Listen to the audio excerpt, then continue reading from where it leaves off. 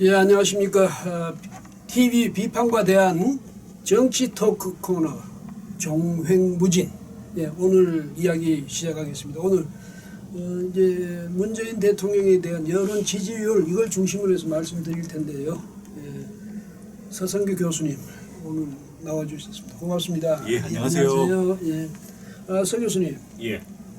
요즘 뭐 이제 조국 정국인데 여하튼 문 대통령이 억지로 그 임명했지 않습니까? 강행을 했는데 별로 도움이 안 되는 것 같아요. 오히려 지금 보니까 문 대통령에게 엄청스러운 부담이 되는 것 같은데, 예. 뭐 갤럽 여론조사에서 보니까 뭐 지지율이 40% 예. 떨어졌다면서요. 이제 문재인 대통령이 2017년 5월 대선 때 41.1% 국민의 지지를 받았는데 예. 그동안 이제 문재인 대통령의 지지율이 40% 중반 또 높을 때는 50% 예. 초반까지 올라갔는데 이제 그때 당시에 받았던 지지율보다도 더 떨어진 40% 대통령 국정 수행 지지도가 나왔습니다. 예. 예전에는 장관 인사청문회 마치고 나면 장관이 싫든 좋든 일단은 넘어가는 경우가 됐는데 그렇지. 이번에 조국 법무부 장관 경우에는 인사청문회를 치르고 남고 임명을 강행하고 난 이후에 오히려 국민들의 비판과 분노가 커지면서 예. 대통령 국정 운영에 대한 부정적 평가가 50%를 넘어가고 또 긍정적인 평가는 40%로 주저앉게 되는 조국 법무부 장관이 업무를 수행하는 것뿐만 아니라 대통령의 국정 수행 운영 자체에 대한 예. 국민의 비판이 더욱더 커지고 있는 것 같습니다. 예, 그러니까 대통령이 중요한 이제 역할 중에는 물론 뭐 국정을 잘 이끌어가는 역할도 중요하지만 무엇보다 중요한 게 사실은 사람 쓰는 거거든요. 예, 그렇잖아요. 그래서 예. 옛날부터 인사가 만사다 이렇게 이야기도 하는데 대통령이 사람을 잘 가려서 쓸 줄 아는 그 능력이 사실 무엇보다 중요하거든요. 그런데 이번에 보니까 대통령의 고집만 그냥 드러나 보였지. 정말 좋은 인재를 뭐 선정했다 이런 느낌은 없는 것 아니겠습니까? 예. 그런데 대통령이 왜 이렇게 조국에 대해서 그렇게 고집을 피우고 기어이 임명을 했는지 서 교수님 어떻게 생각하세요? 아직도 많은 국민들이 왜 저렇게 문재인 대통령이 부담을 쓰면서까지 네. 조국 법무부 장관 임명을 고집하고 강행했을까? 그 예. 이유가 뭘까? 이 부분에 대해서 아직도 명확한 답을 갖고 있지 못하는 것 같습니다. 예. 아무래도 같은 부산 출신이고 또 이 정부 초기에 민정수석으로서 예. 대통령을 잘 보좌하면서 개인적인 인연과 또 업무적인 신뢰관계가 쌓였기 때문에 조국 법무부 장관 임명을 고집했고 또 역으로 보면은 예. 국민의 비판과 또 야당의 반대가 심함에도 불구하고 임명을 철회를 하게 되면은 예. 오히려 그 부담이 너무 크기 때문에 예. 이왕 임명하기로 했던 거 끝까지 밀고 가보자 이런 아주 순진한 낭만적인 생각을 했던 것 아닌가 그렇게 보여집니다. 그 낭만적으로 진짜 정말로 순진해가지고 야, 내 이 사람을 정말 믿고 했는데 내 이 사람을 버릴 수 없다. 뭐 이런 생각일 수도 있지만은 대통령은 그런 사사로운 정보다는 예. 더 중요한 것은 국가라든지 이 또 국민이라든지 여기에 대한 생각이 더 앞서야 되거든. 예, 그걸 더 맞습니다. 중요히 여겨야 되는데 나 개인적으로 말이지 조국을 사랑하기 때문에 그거는 말이 안 되는 거고 그렇다면 우리가 이제 최근에 그 언론을 통해서 볼 때는 무슨 이제 검찰 개혁 여기서 조국 당시 민정수석이 앞장서서 이걸 전부 어레인지하고 말이죠 작성하고 이렇게 만들었으니까 조국이야말로 검찰 개혁의 적임자다 이렇게 생각해서 그런지는 모르겠는데 아니 검찰을 개혁하겠다는 사람이 지금 검찰 수사를 받고 있고 예. 엄청스러운 의혹을 받고 있고 거기다가 특히 도덕적으로는 이미 도덕률을 적용시키면 이미 부적격자로 판정된 거 아닙니까? 예, 그렇습니다. 그런데 이렇게 만약에 그걸 명분으로 내세우면 그 문 대통령이 그 선택이 옳다고 우리가 볼 수 있겠습니까? 예, 상당히 잘못된 결정이었고 판단이었다는 게 지금 여론조사에도 드러나고 있습니다. 문재인 대통령 국정수행 지지도가 이렇게 부정적이고 떨어지게 된 원인이 뭐냐고 물어봤더니만 예. 인사를 잘못했다. 어. 이게 가장 큰 뭐 대답 요인으로 꼽히고 있거든요. 그런 측면에서 봤다면은 문재인 대통령이 조국 그 인사청문회 이후에도 여러 가지 의혹적인 상황이 많이 드러났지 않습니까? 특히 부인이 기소되는 그런 상황에 이르렀으면 조금 유의를 시키면서 이 국가와 국민을 위해서 또 짧게 봤을 때는 검찰 개혁을 위해서 조국을 장관을 임명하는 게 좋을지 나쁠지를 한 번 더 검토했었어야 되는데 이왕 시작했는 거 끝까지 밀어붙여보자 이렇게 고집을 피우면서 오히려 의혹과 도덕성 아까 말씀하신 대로 도덕성이 없는 법무부 장관으로 하여금 검찰 개혁을 주도하도록 하면은 국민들이 어떻게 볼 거며 예. 또 그 개혁의 대상이 되고 있는 검사와 검찰 쪽에서는 수긍을 할 수 있을 것인지 이게 굉장히 의구심이 갑니다. 예, 그리고 이제 이 문 대통령이 그러면 조국 그 장관을 이렇게 임명을 강행한 데 대해서 여론이 들끓고 있으면 오히려 우리가 상식적으로 생각할 때 상식인의 판단이라면 대통령의 채통도 있긴 있지만은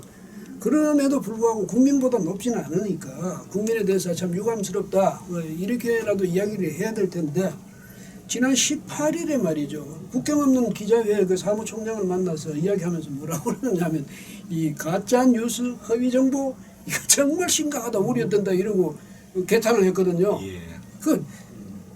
뭐 시기적으로 우연히 맞아 떨어져서 그런지 아니면 무슨 작심하고 한 말인지 조국 장관에 대한 그 언론과 여론의 이런 비판적의 뭐 논조라든지 아니면 그 여론의 그 비판 이런 데 대해서 어떤 거부감을 표한 게 아닌가 이런 생각도 드는데. 예.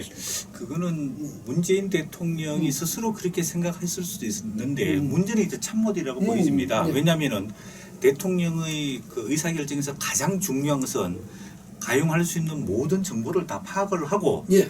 그 위에서 최상의 의사결정 선택을 해야 되는 거거든요. 예, 예. 그러면 예를 들어서 조국 법무부 장관과 그 가족에 대한 여러 가지 의혹들이 많이 나오고 또 실질적으로 실체도 드러나고 있지 않습니까? 예. 그러면 예를 들어서 의혹은 이 정도는 의혹이고 이거는 실질적인 증거가 나왔으니까 문제가 있다라고 예. 밑에 참모들이 대통령한테 정확하게 보고를 하고 예. 이런 상황이면은 뭐 A안 B안, C안 이렇게 했으면 좋겠습니다.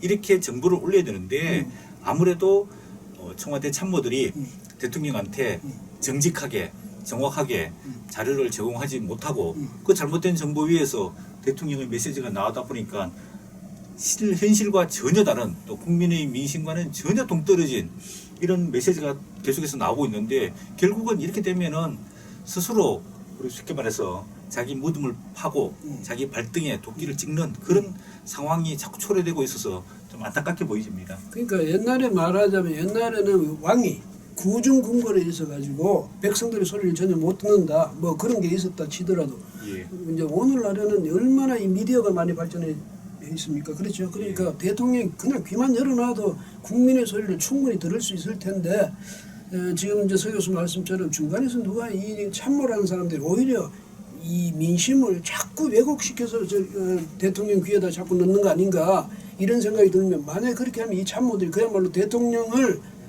스스로 대통령을 나락에 떨어뜨리는 그런 역할을 하는 거죠. 예, 일부 이제 언론 보도를 보면은 윤석열 검찰총장이 문재인 대통령이 이제 조국 그 법무부 장관을 내정하게 되니까 너무 문제가 많아서 임명을 하면 안 됩니다라고 청와대에 뭐 건의를 했다, 보고를 했다 이런 내용까지 지금 보도가 되고 있거든요.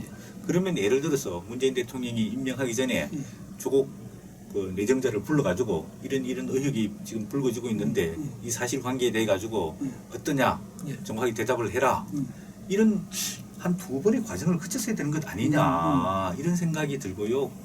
문재인 대통령이 9월 9일 날 명백한 위법 행위가 없기 때문에 장관에 임명한다 이렇게 했는 것은 너무 언론과 대한민국 국민들을 무시한 것 아니냐 이렇게 보여집니다. 장관이 뭐 위법만 없으면 장관 됩니까? 그 다음에 위법은 그때는 이제 검찰 수사 중인데 무슨 위법이 벌써 나옵니까? 그 다음에 또 하나는 사실은 더 중요한 것이 인격 아닙니까? 그 다음 도덕성이라든지 정직성이라든지 이런 것이 그 다음에 직업윤리성 이런 것이 특히 중요한데 그건 다 제쳐놓고 법을 위반한 게 없다. 그거는 그때 검찰이 이제 수사를 시작한 단계예요. 근데 무슨 뭐 저기 그런 게 없다 뭐 이런 식으로 자기가 일방적으로 이 위법 사실이 없다고 해버리면 대통령이 그 무슨 가이드라인 주는 것도 아니고 말이죠. 그 다음에 이런 게 있어요. 이제 아까 서 교수 말씀해주신 대로 이제 이 갤럽 여론조사 결과가 아주 안 좋게 나왔거든요. 예. 그러니까 이제는 결국은 이제 선거 때 받았던 득표율 아래로 떨어져 버렸는데 이런 식으로 가면 이게 추세가 되면 언제 30%대로 주저앉을지도 모르는 상황 아닙니까? 예. 그런데 여기에 대해서 기자들이 물었더니 고민정 청와대 대변인이 뭐라고 했냐면 이렇게 이야기했대요. 지지율이 올랐을 때 그때 춘풍 추상을 머리맡에 걸었던 기억이 있다 이랬는데 유시한 말을 했는데 그 우선 고민정 대변인이 이런 걸 가지고 논평하거나 뭐 청와대 입장을 말할 그런 위치에 있는지 그것도 모르겠지만은 대인 춘풍 직위 추상 이래가지고 남을 대할 때는 정말 춘풍같이 대하고 자신을 다스릴 때는 아주 추상같이 그렇게 하라는 그런 건데 그게 뭐 그거하고 사실은 특별히 딱 우리가 이제 지지율이 높아졌을 때는 정말 조심해야지 하는 그런 말이 나와야 될 텐데 대인 춘풍 직위 추상 이거 그냥 어울리지도 않는 말을 자기가 머리맡에 걸어놓고 있었대요. 그건 좋은데요. 그러면서 일희일비하지 말고 정부가 하는 일 또박또박 해나가자고 다짐했다 그때. 그런데 그래놓고는 뭐냐면 지지율 떨어지는 원인을 우리에게 물어보는 것은 맞지 않다. 언론이 분석해주는 역할을 해야 언론 분석해주면 그동안에 뭐 듣기라도 했습니까? 그 청와대가 지금 고민정 대변인이 말하는 게 자기 말입니까? 나무 이게 유체이탈 화법입니까? 이게 이것도 조금 지금 상황에 맞지 않는 것 같습니다. 네. 지금은 이제 국민적 분노, 비판, 또 언론의 비판 이런 게 굉장히 거세지 않습니까? 예. 그러면 청와대 대변인이면 국민 여러분들의 분노와 또 불평, 비판 이런 거 따갑게 저희가 잘 알고 있습니다. 예. 저희가 그걸 수용해 가지고 어느 시점에 가서 예를 들어서 조국 법무부 장관이 혐의가 사실로 밝혀지고 확정이 되면 그때 가서는 대통령께서 이렇게 조치를 취할 것으로 생각한다라든지 보인다라든지 이렇게 해야 맞는 건데 지금 이제 통상적으로 보면은 청와대나 저도 뭐 정치인들 많이 보지만은 지지율이 굉장히 높을 때는 웃으면서 국민들이 얼마나 저를 지지합니까? 그러면서 탄력을 받아가 국정 운영의 동력으로 삼거든요. 그러다가 지지율이 떨어지면은 늘 하는 말이 우리는 지지율이 일비하지 않고 계속해서 우리 길을 간다. 이런 이야기 하는 거거든요. 지금은 그럴 단계가 아니고 겸손하게 귀를 기울이고 우리가 어떻게 스스로 반성을 하면서 이 어려운 국민을 어떻게 잘 대처할 것인가 이런 걸 고민해야 될 시점이라고 보여집니다. 그러니까 뭐 일비하지 않는다 이런 소리 좀 하지 말고요. 그다음에 이런 문제가 나왔으면 청와대에서 물론 고민정 대변인 뭐 아주 낮다고 직위 가지고 지금 이야기하는 거 아니에요. 아는데 적어도 이런 문제 같으면 좀 말할 사람이 이른바 뭐 청와대 고위 관계자라든지 그건 나와서 좀 이야기해야 되는 것 아닙니까? 대통령이 사실은 해야 되지만 그걸 못하면 근데 뭐 대변인이 앉아가지고 뭐라고요? 춘풍 추상 뭐 이런 이야기는 하고 이러면 지금 그렇게 한가롭게 대응할 때가 아닙니다. 그래서 이 정도 이야기는 해야 되지 않겠습니까? 네. 대변인이 나왔으면은 대통령께서 굉장히 이 상황이 돼가지고 고민이 깊으시다. 오케이. 또 굉장히 곤혹스러워하고 괴로워 계시다. 조금 더 시간을 지켜보고 계시다가 대통령께서 결단을 내리실 수도 있다. 이 정도는 대변인이 발표해야지 국민 민심에 부합하는 것 아닌가 그렇게 보입니다. 서 교수도 청와대에 계신 적이 있으니까 예. 청와대에 대해서 특히 뭐 대통령 청와대에 대해서 주문 한마디만 해주시죠. 예, 저는 문재인 대통령이나 청와대 참모들도 이 상황에 대해서 굉장히 곤혹해 할 것으로 생각을 하고 있습니다. 이제 밖으로 메시지를 내기에는 굉장히 조심스러울 것이라고 보여집니다.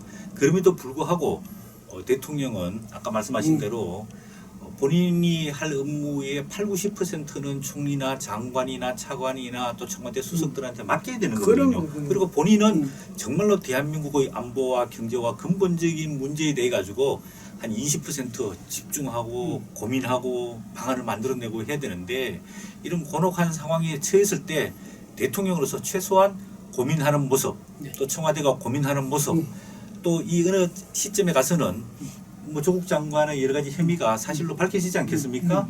그럴 경우에 조국 장관을 어떻게 뭐 교체를 할 거냐, 그 다음에 대국민 담화나 사과를 어떻게 할 거냐, 그 다음에 또 중요한 국정 과제들은 또 어떻게 진행해 나갈 거냐, 이런 최소한의 국민을 바라보고 고민하는 모습 예. 이런 것들은 보여줘야 된다고 생각합니다. 예, 지금 서 교수님 말씀으로 마무리 말씀으로 대신하고 오늘은 여기까지 하죠. 예. 고맙습니다. 예.